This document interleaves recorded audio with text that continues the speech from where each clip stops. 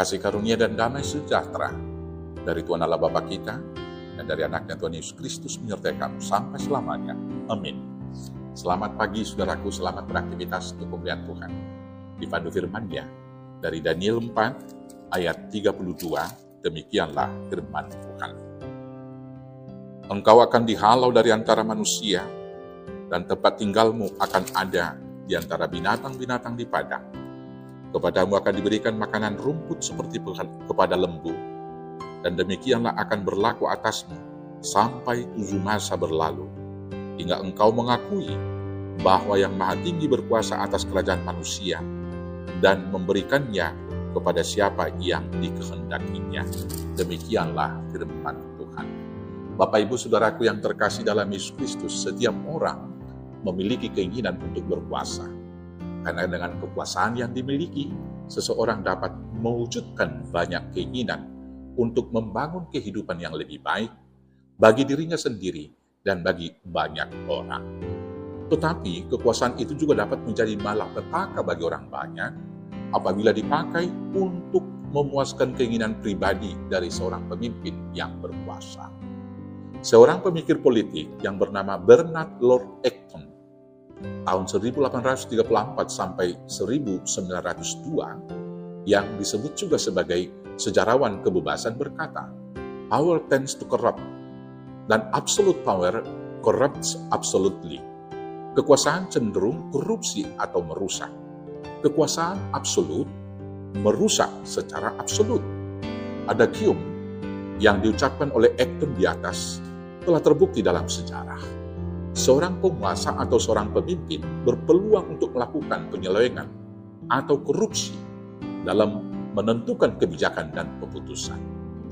Semakin besar kewenangan seseorang atau kekuasaannya, semakin besar pula peluangnya untuk melakukan penyelewengan atau abuse of power.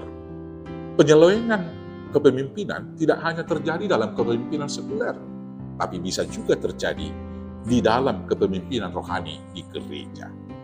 Penyelewengan kekuasaan tersebut telah dilakukan oleh manusia sejak zaman Alkitab.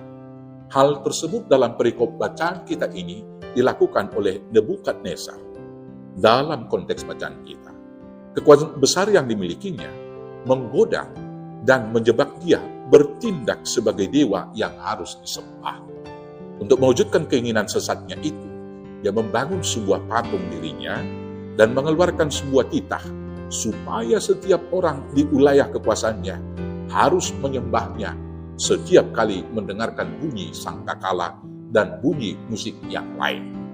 Siapa saja yang tidak patuh dengan perintah tersebut akan dihukum dengan cara dilemparkan ke perapian atau ke gua singa. Saudaraku yang terkasih, Allah tidak suka melihat penyelewengan dan kesombongan seorang pemimpin seperti Raja Nebukadnezar. Maka ia menegurnya dalam mimpinya. Mimpinya yang pertama adalah dia melihat sebuah patung yang sangat besar, tinggi dan berkilau-kilauan. Dan kemudian kepalanya terbuat dari emas tua, lengannya dari perak, dan perutnya dari tembaga, paha dari besi, dan juga dari tanah liat. Kemudian terungkit sebuah batu yang bukan diungkit atau tanpa oleh karena tangan manusia. Kemudian dia menghempaskan patung itu, dan kemudian hancur berkeping-keping menjadi debu. Dan selanjutnya datang angin meniupnya sehingga hilang tidak berbekas. Tuhan juga menegur dia melalui mimpi yang kedua. Dalam penglihatannya dia melihat sebuah pohon yang sangat besar dan sangat tinggi, dapat dilihat sampai ke ujung-ujung dunia. Di bawah pohon itu hidup berbagai binatang dan burung-burung. Dan kemudian tampak seorang penjaga turun dan memerintahkan supaya pohon itu kemudian ditebang, tetapi pangkalnya ditinggalkan. Titah ini adalah menurut putusan para penjaga.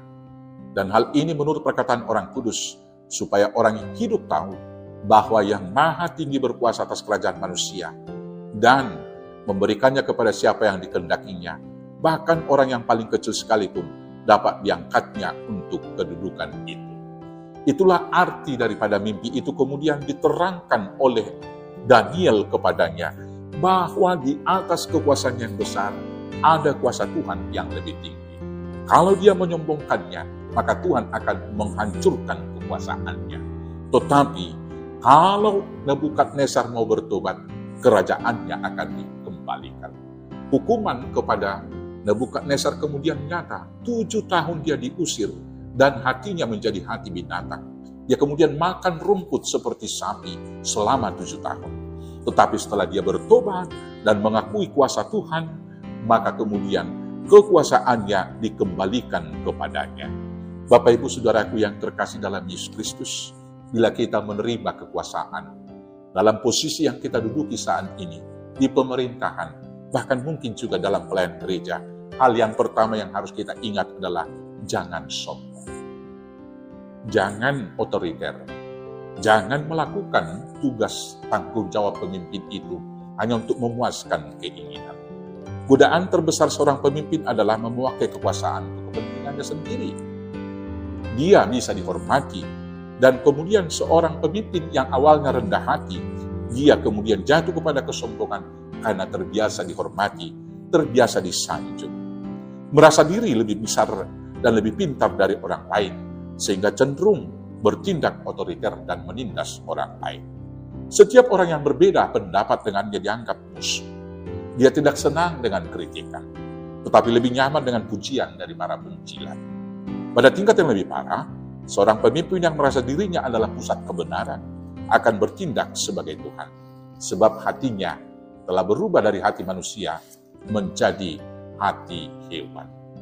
Saudara-saudaraku yang terkasih dalam Yesus Kristus, kalau Tuhan memberi kesempatan kepada kita, maka kita harus mengaminkan dan senantiasa ingat bahwa kekuasaan itu adalah pemberian Tuhan. Maka harus kita pertanggungjawabkan kepada Tuhan.